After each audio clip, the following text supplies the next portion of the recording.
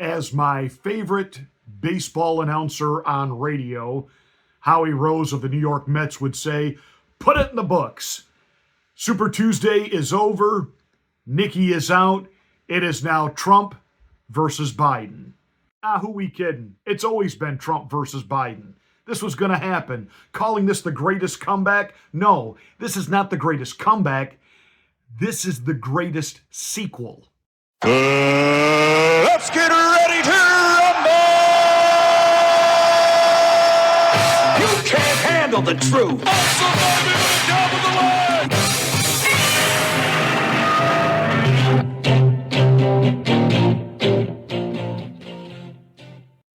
Hi, I'm Pastor Marty. This is the Afternoon Drive. Thank you so much for watching. Please make sure that you are subscribed to the channel. Once you are, click the word all and then smack the bell. That will give you notification of my rants, my ravings, and my undeniably flawless reasonings. Please like and share this video. The way we build the algorithm is for you to hit that like button. So please give us that thumbs up. Please give us the like. We have to have so many likes for YouTube to even let people know that it's out there. So please do that and share this link to your social media platforms. That's how we get the word out that we're here. Welcome to the Afternoon Drive.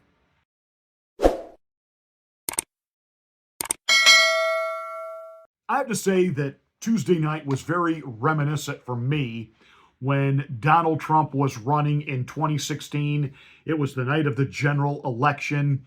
And as the night began to wear on, it became painfully obvious that Hillary Rodham Clinton was done.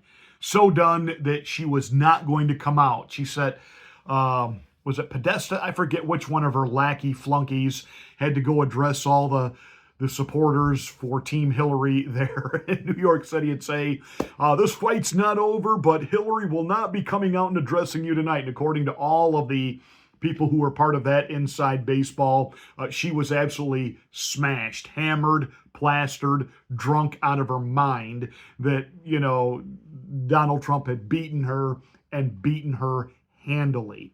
And she wouldn't even come out and face her supporters. She did it next day. It looked like in front of like a bank vault or something. I don't know where she was when she gave her so-called concession announcement. I had that same feeling last night, and I have really, for the most part, I don't watch any of the cable news networks except on something like an election night. I love to watch the lying legacy corporate corrupt mainstream media's meltdown and irrational behavior. And then I love to, turn over to FOPA News, formerly known as Fox News, and now watch the so-called conservative pundits there who were anti-Trump for about the past 2 years, who are now all of a sudden trying to get on the Trump train because they know he's going to be the nominee, and these hosts would like to have him on their shows.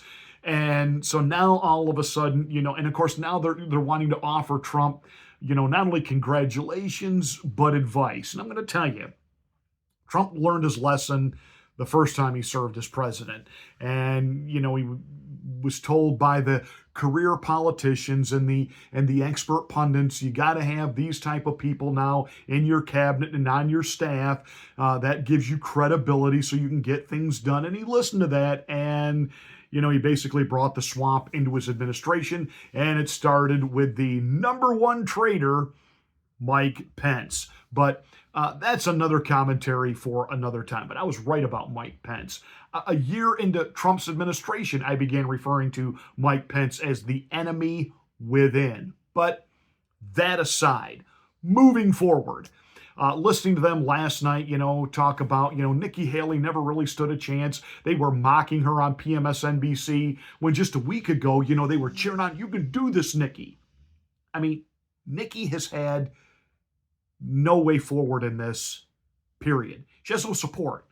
I have yet to meet a single Republican that voted for her or was thinking of voting for her. And I'm talking about Republicans who don't like Trump. They don't like Nikki either. They see Nikki as a polished up version of Hillary Rodham Clinton.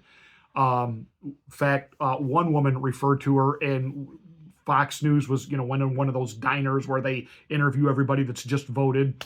And what anybody here got some insight on Nikki Haley? And a woman said, "You can't vote for her. For crying out loud, she's menopausal." The host didn't know what to do. He didn't know how to handle that.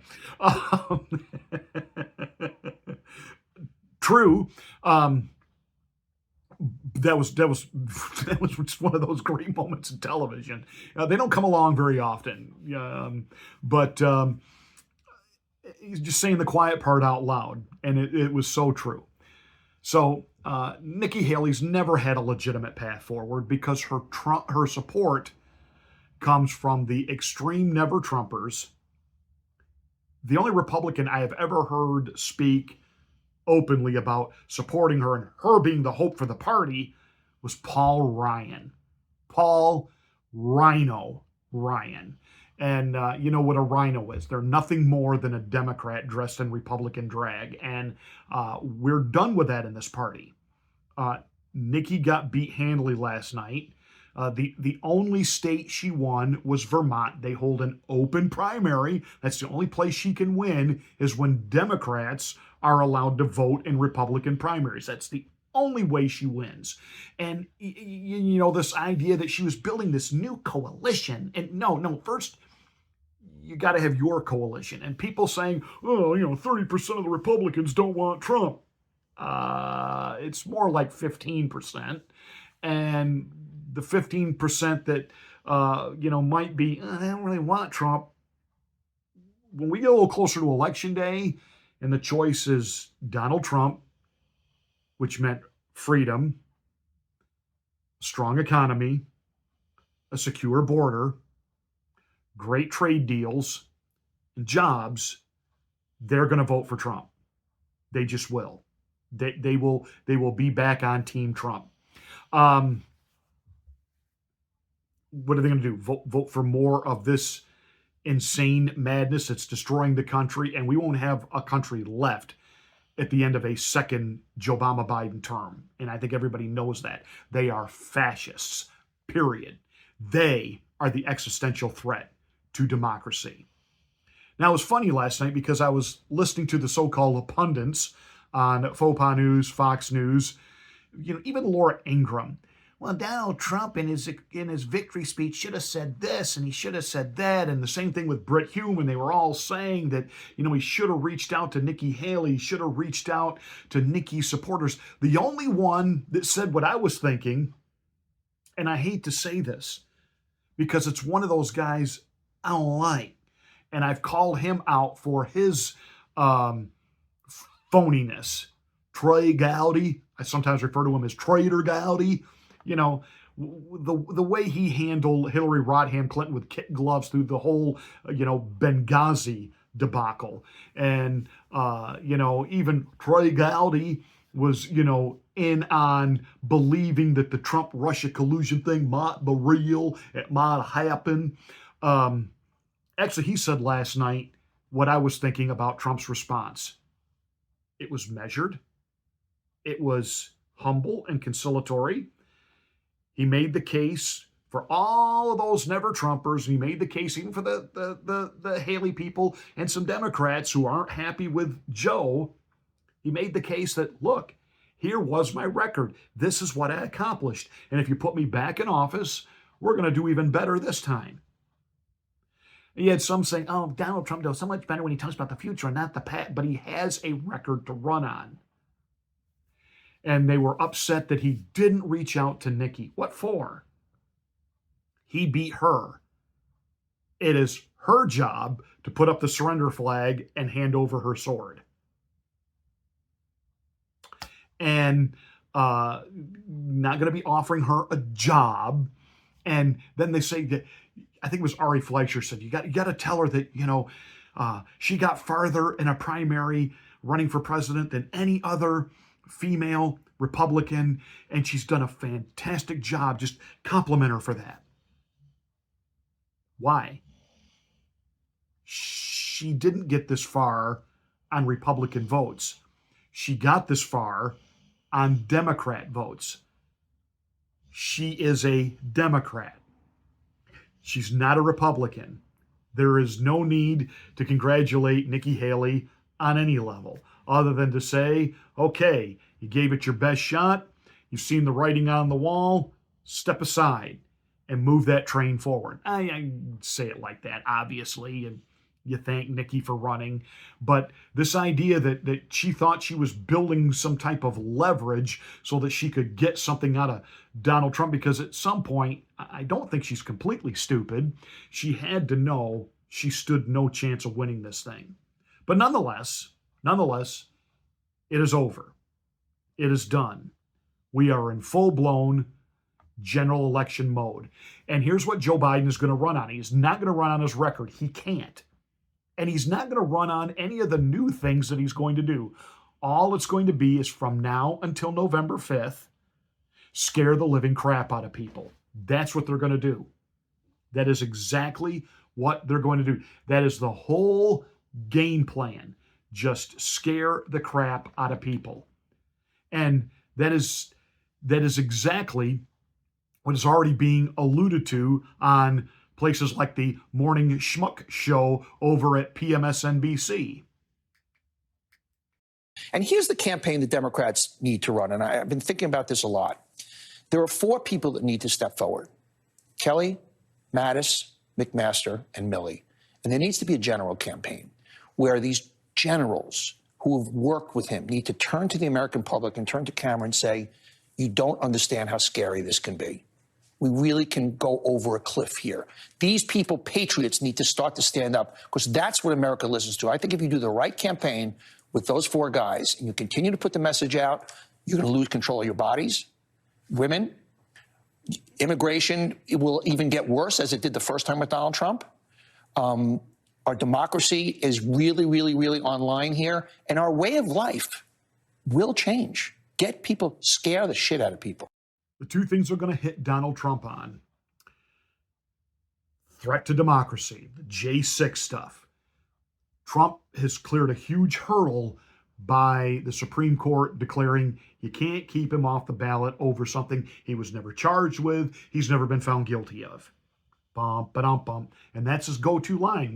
Whenever they try to bring that up, all he has to say is, look, Supreme Court already settled this. I wouldn't even charge with that. So let's move on. The other thing they're going to try to hit him on is abortion, this women's right, and this does get women out. And so Donald Trump needs to be clear. And let me say, as a pastor, as a Christian, I am 100% pro-life, but I understand the country is not. And you know, you can make all of your valiant arguments as to why it needs to be illegal across the board. And I agree. However, we have to get this man in office. And on this issue, it's a lose issue when it is presented that way. And one of the reasons is we never present it correctly anyway. We present it with facts. We present it with a bunch of men that the Democrats are really good at spinning it. How are these men able to tell these women? We never do what the left does. And I have been involved with the pro-life movement for multiple years, and I have grown frustrated with they do not know how to, and I hate to use this word, market their message. And the message is not, or the message that they should be doing is not talking about the statistics and what Planned Parenthood really is doing and the money and et cetera. No. Get away from that. Tell the story. TV commercials of real women, teenage girls struggling to make this decision, and show them how to make the decision. Grab people's emotions, because it's an emotional issue.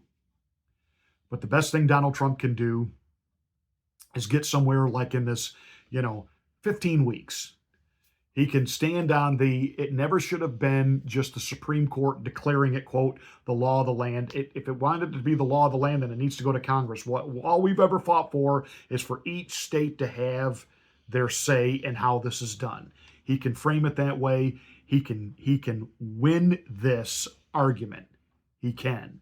And he has to hit back at Joe Biden and the liberal left. You're the people that want to reach right into the womb minutes before the baby is in full term and ready to be born, and you want to kill it right then, because I can tell you the American people are not for late term abortion. They are not for post birth abortion on any level. So the Republicans need to get their messaging down, and I believe with fresh leadership at the RNC, that's going to happen. It's going to happen big time. But anyway, congratulations to number 45, soon to be number 47.